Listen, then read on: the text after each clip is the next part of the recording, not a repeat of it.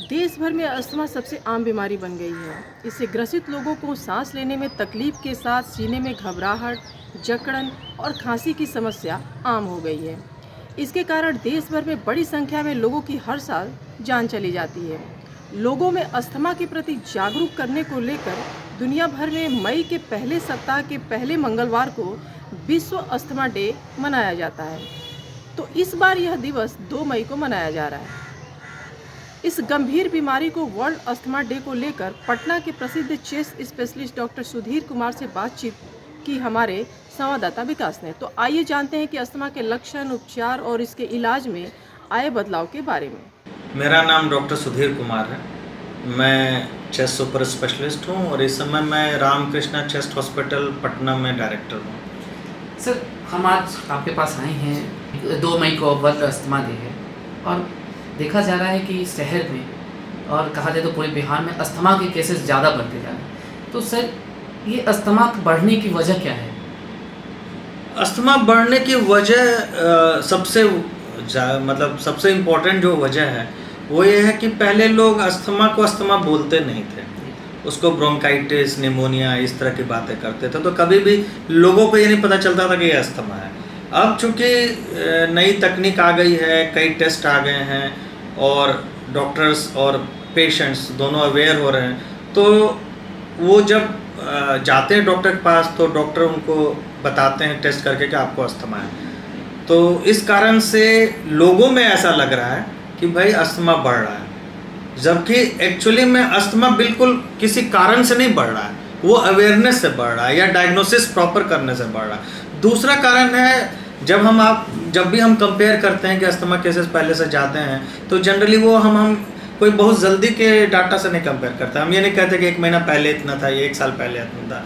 हम एक अनुमान लगाते हैं कि कुछ वर्षों पहले तक इतना नहीं था, या ये 10 साल पहले या 20 साल पहले इतना नहीं था।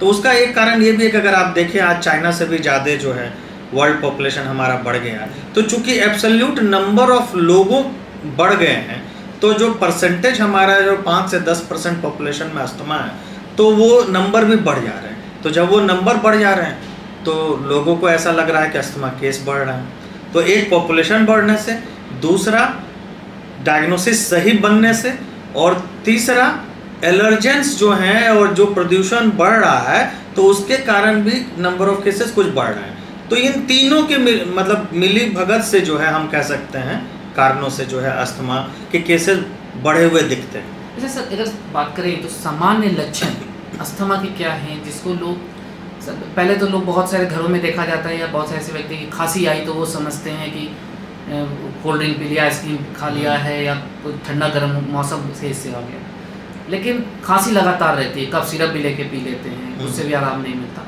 तो लक्षण क्या होती है? देखिए, अस्थमा एक क्रॉनिक सूजन है सांस की नलियों में, और वो लक्षण के साथ भी रह सकती है और बिना लक्षण के भी रह सकती है। तो कुछ पेशेंट्स ऐसे होते हैं जिनको लक्षण नहीं है पर उनको एक्चुअली में अस्थमा है, वो किसी समय पे जरूर उनका अटैक आएगा, ठीक है। और कुछ पेशेंट्स होते हैं जिनको लक्षण होते हैं। ये लक्षण भी जो है अलग अलग पेशेंट में अलग अलग तरह के होते हैं, यानी कुछ पेशेंट्स में अक्सर होते हैं, कुछ में कभी कभी होते हैं, कुछ में किसी खास मौसम में ही होते हैं और कुछ में रोज होते हैं, ठीक है।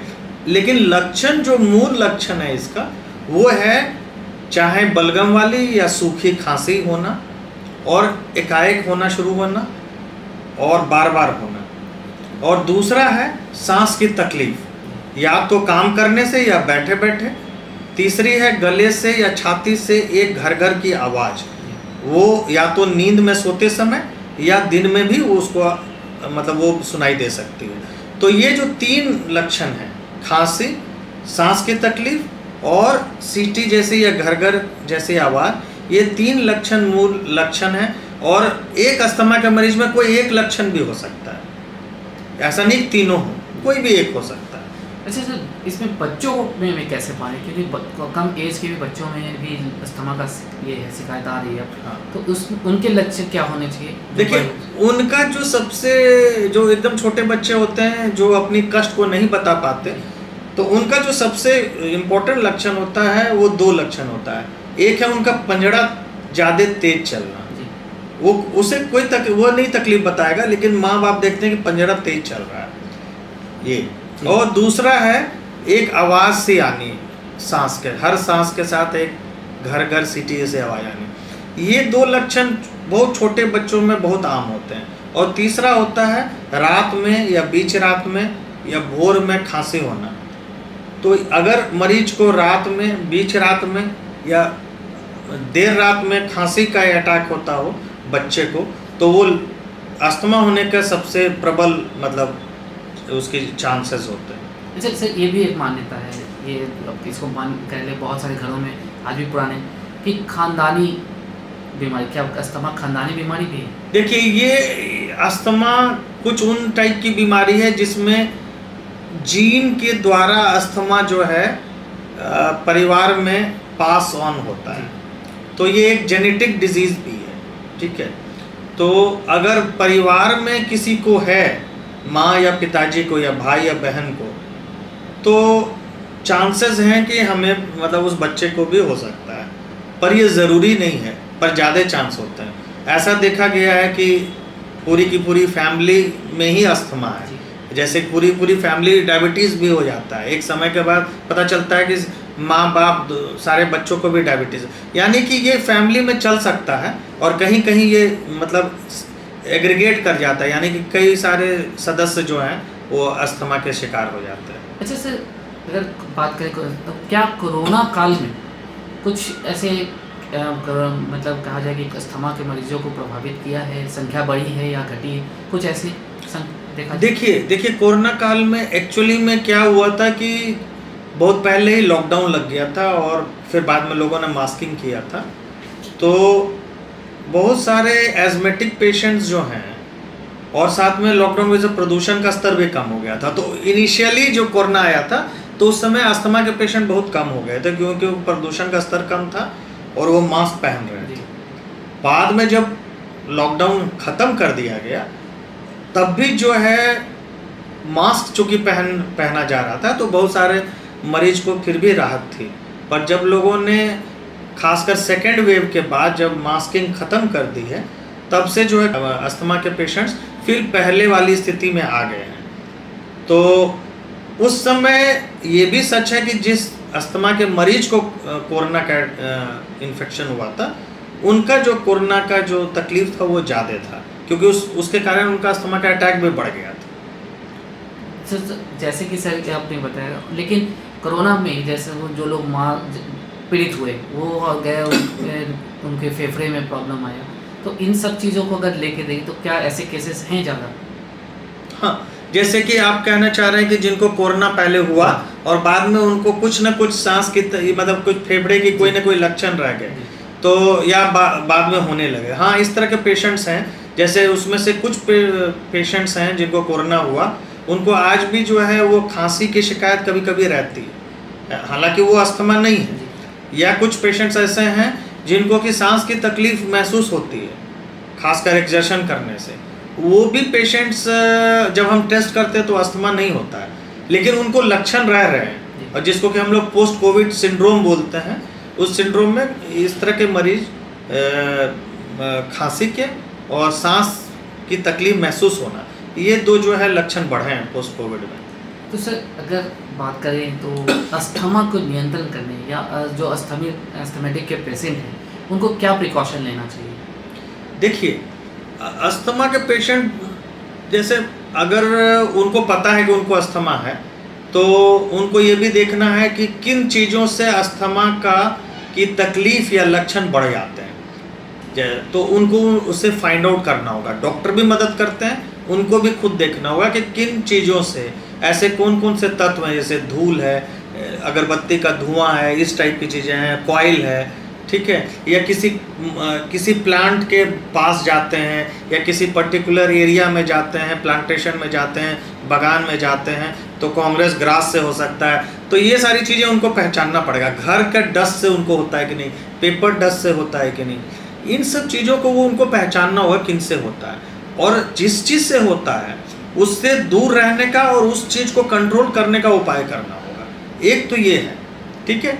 दूसरा है कि आपको दवाई नियमित लेना है। उसमें से जो कंट्रोल करने की दवाई होती है उस दवाई को कभी नहीं छोड़ना है बिना डॉक्टर के सलाह से। एक अगर आप करते हैं तो आपका अस्थमा लगभग 90% लोगों में पूरी तरह से काबू में रहता है। अगर आप ये दो काम करते हैं कि हमें ये पहचान कर लें कि किस चीज़ से होता है और उससे दूर रहने का उपाय खोजें, और कंट्रोल करने वाली जो दवाई होती है वो रेगुलर लें, भले हमें कोई लक्षण ना भी हो।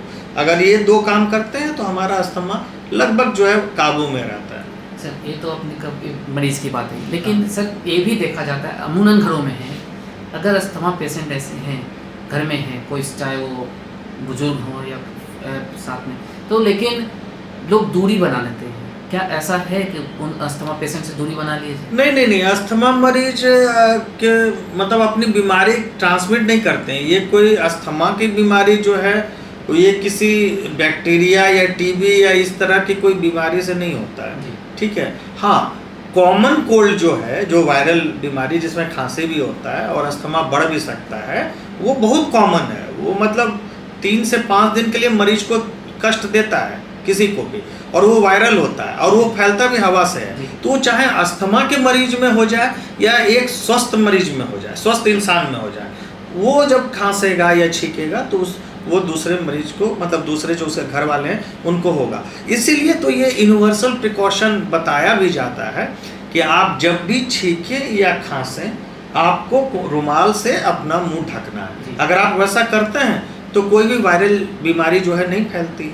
अच्छा सर, समय के साथ आधुनिक चिकित्सा जगत में बहुत सी बदलाव आ रहे हैं दिन ब दिन। क्या अस्थमा पेशेंट के लिए भी कुछ बदलाव आया है जो बहुत महंगी इलाज भी ना हो और सस्ते में उनका उपचार हो जाए, वो ठीक हो जाए, कुछ ऐसे? देखिए, सस्ता तो बिल्कुल नहीं कह सकते हैं, लेकिन बदलाव जब भी कुछ नया आता है तो वो कुछ कॉस्ट पे आता है, क्योंकि उसके पीछे रिसर्च छुपा रहता है। तो कोई भी रिसर्च मॉलिक्यूल या रिसर्च दवाई आएगी जो पिछले 20-25 साल के रिसर्च के बाद, तो उसका कॉस्ट जो है शुरू में ज़्यादा रहता है। धीरे धीरे जब वो 10 साल 15 साल के बाद उसका कॉस्ट काफ़ी कम हो जाता है। तो अभी कुछ दवाइयाँ आई हैं जो कि जिसे हम लोग बायोलॉजिकल इंजेक्शंस बोलते हैं। तो वो बायोलॉजिकल इंजेक्शंस एक तरह से एंटीबॉडी का इंजेक्शन है, जो अस्थमा के मतलब जो सीक्वेंस होता है बॉडी में, एलर्जिक सीक्वेंस जो होता है उसको वो ब्रेक कर देता है। तो वैसे इंजेक्शंस आए हैं, और वो इंजेक्शंस जो हैं 2 हफ्ते में एक बार या महीने में एक बार या 2 महीने में एक बार लेने की प्रक्रिया है उसकी। पर अभी वो अगर आम अस्थमा के इलाज से कंपेयर किया जाए तो वैसी स्थिति में वो उससे महंगे हैं। जैसे कि लीवर ट्रांसप्लांट वगैरह भी अब होने लगे, तो क्या फेफड़ा ट्रांसप्लांटेशन का भी कुछ ऐसा? हाँ, जैसे बिल्कुल, जैसे कोई भी अंग, चाहे फेफड़ा हो या किडनी हो या लीवर हो, वो अगर इस स्थिति में पहुंच जाए कि वो अंग बिल्कुल काम करना बंद कर दे और उसमें सुधार होने की कोई संभावना नहीं हो, ना रह जाए, तो ऐसे मरीजों को ट्रांसप्लांट ही एक ऑप्शन है। तो फेफड़े में भी ऐसे बहुत सारे कंडीशंस हैं, जैसे कि चाहे क्रॉनिक अस्थमा है या क्रॉनिक COPD है, जिसमें कि एक ऐसे स्टेज में पहुंच गया है कि ऑक्सीजन बहुत कम हो गया, अब वो रिवाइव नहीं हो रहा है, कार्बन डाइऑक्साइड की स्थिति बहुत बढ़ गई है। तो इस तरह के पेशेंट हो गए, फेफड़ा सिकुड़ गया हो या बहुत डैमेज हो गया हो, जैसे कोविड में भी जिनका बहुत ज़्यादा डैमेज हो गया है उनको भी लंग ट्रांसप्लांट लोग सजेस्ट कर रहे हैं। ऐसे कुछ है, बहुत कम परसेंटेज, लेकिन कुछ हैं। तो इसके कारण से अगर फेफड़ा बुरी तरह से ग्रसित हो गया हो, ख़राब हो गया हो, चाहे इन्फेक्शन से परमानेंट डैमेज हो के उसकी ऑक्सीजन की कैपेसिटी बहुत कम हो गई हो, तो ऐसे मरीजों को लंग ट्रांसप्लांट के लिए बोला जाता है।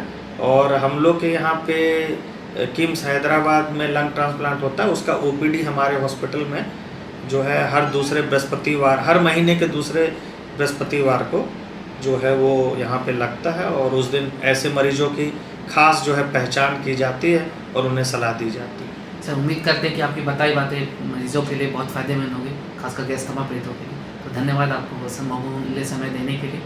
जी, बहुत बहुत धन्यवाद, थैंक यू।